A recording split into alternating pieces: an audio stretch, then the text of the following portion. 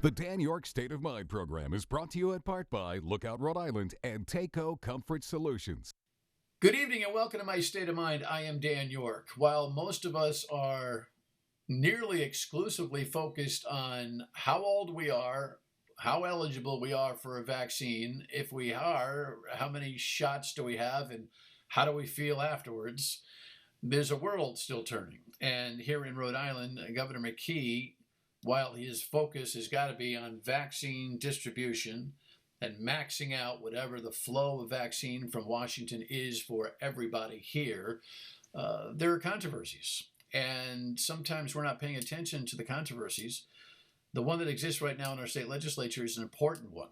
It is about charter schools. So I'll tell you about that in just a second. In the meantime, this NCAA March Madness competition to become lieutenant governor came to an end, thankfully, this week when Providence City Council President Sabina Matos was nominated by Governor McCue in an announcement outside the State House on Wednesday. She was introduced and thus ended the 80-person applicant competition for this job. Notwithstanding how I feel about the ridiculousness of this process, we'll keep an open mind as to what Sabina Matos can bring to the table. The governor obviously feels bullish on it. There is a political equation here, no doubt, but her competency and her profile will end up being what we judge. Governor McCue sees her as a partner. He is the former lieutenant governor. He's trying to elevate that position. Eventually, he'd like to see the lieutenant governor join the governor on campaign tickets and run together and work together. So this will be kind of a bridge to that, and we'll see how it goes. In the meantime, the moratorium on charter schools has a lot of people very, very concerned, including Governor McCue, who's, been an author of charter schools. His work with the mayoral academies is, it's been the star on his refrigerator. There are different kinds of charter schools, and we're going to talk to a different brand of charter schools this evening. First, though, here is a breakdown, and then we're going to meet a couple of folks from the League of Charter Schools here in the States.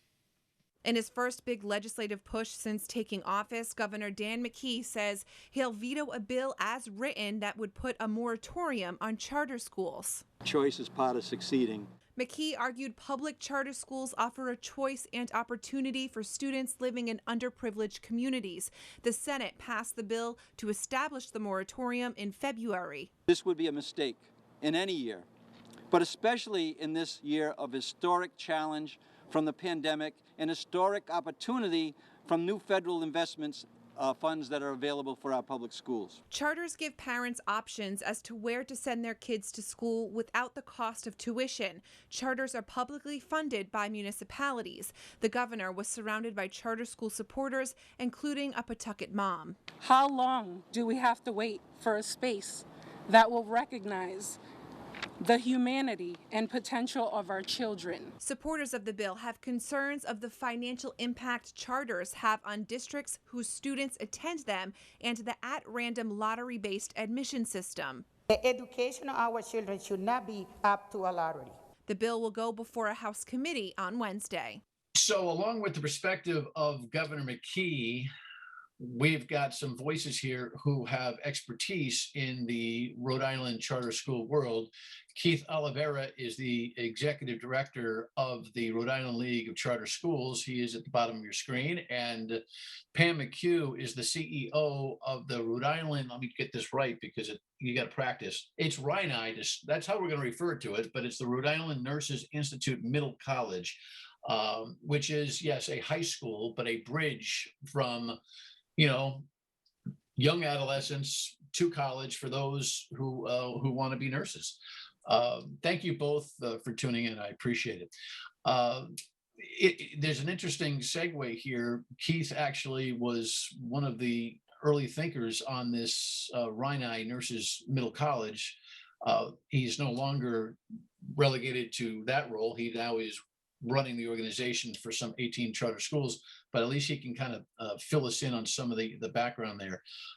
Keith, let's talk, and Pam, please participate in this as well, because I'm sure you have thoughts not just on your own school, but the whole package of charter schools. A couple of things to delineate. The difference between your school membership and, say, the charter schools that are known as mayoral academies is what? We do not contract with community charter management organizations to run our schools like many mayoral academies do. So the board of a mayoral academy will contract with an achievement first to come in and run the school. Our independent models, like Pam's, is the board of our independent charter schools hire an administrator like Pam, and then they design the academic program and run the school. Yeah, I find it fascinating, by the way, on how a charter school of your kind of grows organically.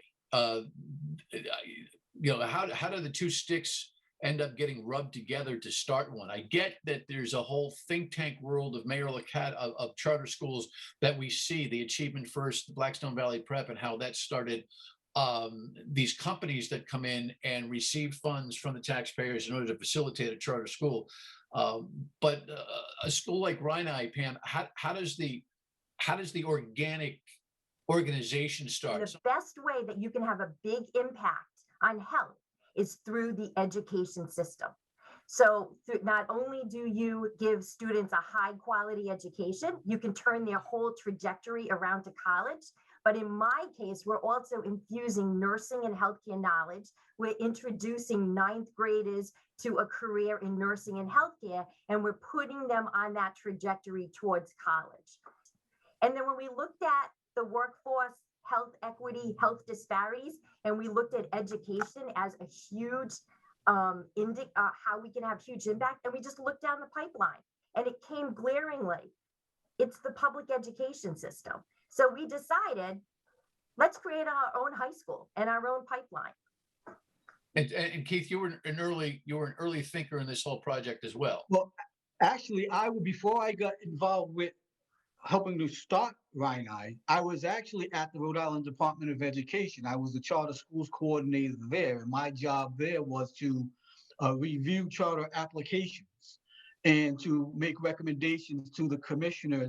And Rhode was one of the applications that I reviewed while at the Department of Education. And so what happened was Pam and her colleague, Donna Policastro, who was kind of the visionary, she was the head of the Rhode Island Nurses Association at the time. They came up with this idea of a nursing high school that prepares kids to go to college.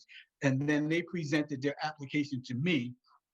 I reviewed that application, right, and then made recommendations for its approval before I actually got involved in Rhode. All right, so that gives you a little bit of an understanding as to how a school like this starts. Bigger picture, we got problems right now because we have a Senate bill that has been passed overwhelmingly, and the House of Representatives this week had Finance Committee meetings, hearings, taking testimony.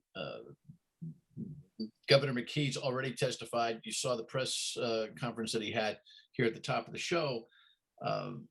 This moratorium edit, if you will, this amendment to the foundational allowance for charter schools, which stops the growth of charter schools for the next 3 school years, has a particular challenge for your school and a handful of others. There's a half a dozen schools that are en route because they've already been preliminarily approved and are just waiting for the final I's dotted and T's crossed to begin. And ironically, this past Thursday was lottery day. It was the day where today we're recording today, but this is airing this weekend. Don't worry, Pam, we all make that mistake all the time. But the irony is, and the difficulty and perhaps tragedy is that we've got families, new hires, new leasing space, new all sorts of things for the growth of your institutions that are hanging in the balance because a couple of legislators want to stop the growth in order to, quote, review the data and the finances. I don't know. I thought maybe we could walk and chew gum at the same time. We can review what we need to review in terms of the funding formulas, which we'll get into in a little bit. But this has become an emergency, correct? I would agree with you, Dan, and I think that we can walk and chew gum at the same time. We can continue to provide high quality public education options that parents in record numbers are seeking. When you look at the parent testimony this past week, we can create these new learning opportunities while also having conversations about how can we revamp the funding formula to make it more equitable. I think we can do both at the same time. We don't have to stop these schools in their tracks while having that conversation. Yeah, I get a sense. Look, we all are. Pam, I don't know how familiar you think you are with the culture of the legislature, but Keith's been, working the big picture, and I certainly, I've been watching it for a long time. A moratorium to regroup might sound smart to some folks, but a moratorium for 3 years to stop growth is intended to do harm to the system. It's intended to stop the momentum. It's intended to throw off balance any new thinking, any new projections. So it's not a, hey, listen, we just need a moment to think about it. It's a, let's punch them in the nose once and see how they react. Do you get that sense, Pam, that that's what's going to happen with you? 3 years is a child's almost entire high school career. That is an enormous amount of time for a young person. And in the case of my school, we have one of the schools that approved to expand, because previously we would have 60 ninth grade seats available, and we would get close to 400 applications for students. With the expansion, we're doing a very modest expansion. We're increasing the ninth graders each year for the next 3 years, adding an additional 228 seats. Our lottery that we just had this past Thursday, we chose for the expansion. We need to move forward. We chose 140 students out of that lottery. We still have over 300 families who will be on the waiting list. So I'll pause and we'll come back to see the big picture view and the answer to the question, what's really going on here with the charter school conversation. Stay with us on My State of Mind. Welcome back to My State of Mind. Keith Oliveira is the executive director of the Rhode Island League of Charter Schools, and Pam McCue is the CEO of this really unique nursing high school, which is called the Rhode Island, I'll do it again, the Rhode Island Nurses Institute Middle College, known as Rhode. Big picture, Keith, you were talking to me about what you think the real intent is here of the legislature to put a moratorium for 3 years on the growth of charter schools. You hit me on that real quick. I've served in the Department of Education. I've been a school board president in Providence. I helped to found and run a school. So I have a pretty broad perspective on charter schools and how they evolve and become part of the education landscape here in Rhode Island. And from the very idea, the inception of the idea of charter schools, there were adversaries that didn't like even the idea of charter schools because of the potential impact that it would have on traditional district schools, right? And so there has always been this adversarial dynamic from those that are associated with school districts against charter schools, because they see our charter schools as a threat or an imposition on that traditional role that they've played in delivering public education. Right. But we've been at this for 20 years now, and our charter schools have proven that they are an effective model of delivering high quality, innovative public education options. And this moratorium is just an effort to stop that progression of our charter schools. Well, it seems that I concur, having followed this very closely over the course of the years. Pam, your school has a unique out, I think, in the sense that you're tied to a professional mission of nursing. It's hard to argue, well, that school's ripping off our system. No, not really. Your school is uniquely positioned to take advantage of an opportunity to prep young kids who want to be nurses. I know you've got a special mission for diversity, so you draw from mostly the urban districts, and it's really neat. I think there's less, Keith. I think the traditional arguments are less applicable to Pam's project, simply because no mainstream school offers that specificity. But a lot of the other charter schools,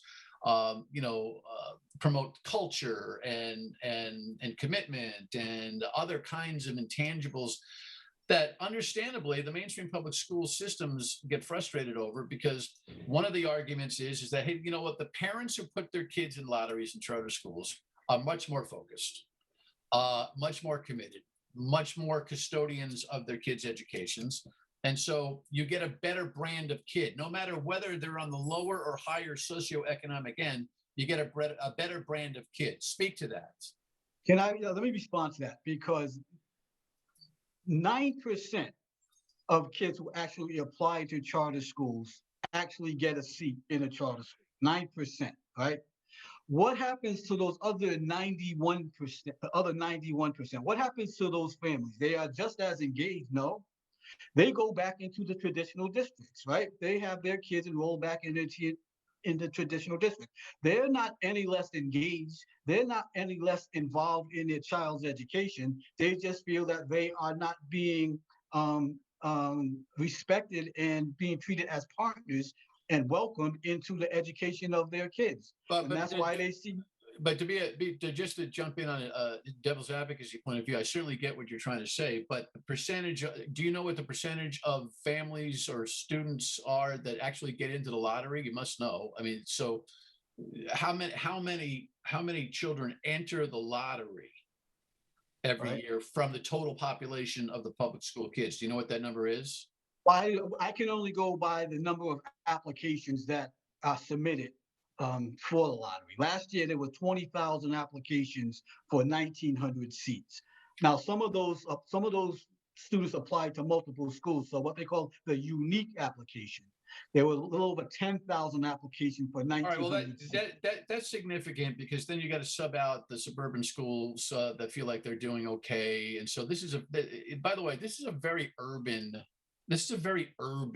flavored project. I mean, this is, and that's something else that we got to consider. You know what, the interesting part of this is that the politics of this, talk about discrimination. Like the moratorium folks talk about discrimination. Well, the discrimination is about the socioeconomically challenged families who want to step out and up. The charter schools have a very high yes factor in the brown and black communities, unless I'm reading the data incorrectly, or when I visit these schools, I'm blind and can't see what I see in the classrooms, right? Yes? Pam, you certainly experienced that, right? Yes, I mean, we're a statewide charter school, so we're open to any student pursuing nursing. And our mission is diversity. 85% of our students come from Providence. Right. And that is also 85% coming in a lottery. And in my school, if there wasn't a charter school law, how could a bunch of nurses and innovators who want to make a big impact, we could never have created our school if we didn't have that. There's no other avenue in Rhode Island. All right, the one thing I want to get to, the one thing I need to get to is finances, and I only have a couple of minutes to do that. So when we come back in our last segment, we're going to talk about the numbers as concisely as we can and see if we can get rid of a couple of myths there. Stay with us on the Charter Schools Challenge here in Rhode Island. Be right back.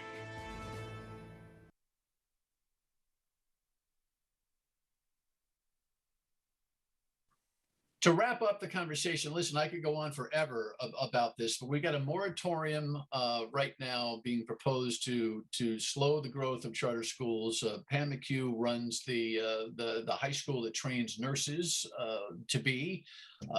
It's called Rhode by acronym, and it seems like a terrific project. By the way, it's downtown in Providence, in case you're wondering where it is. And Keith Oliveira was involved early, but he's now the executive director of the Rhode Island Charter School System. Look, it's all about follow the money. Rhode Island law for charter schools says if my child goes to the public charter school, the per diem money for my child follows that child to the school. And after some chipping away, less about 12%, because the district does retain some dough per child.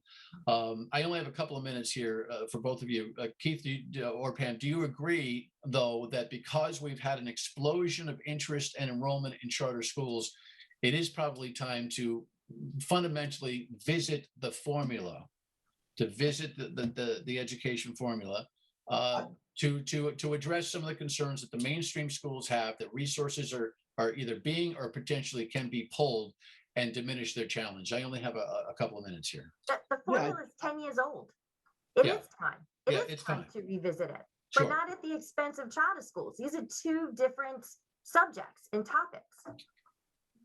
Right, we should visit the funding formula because I believe that there are inequities in the funding formula to the detriment of charter schools. So if we're going to look at the funding formula, let's put all of the inequities on the table, not just those provisions of the funding formula that serve to benefit district schools. Let's put it all on the table because we have some equity issues in the funding formula, particularly in the housing aid funding formula, that negatively impact charter schools. So let's put it all on the table. But let's not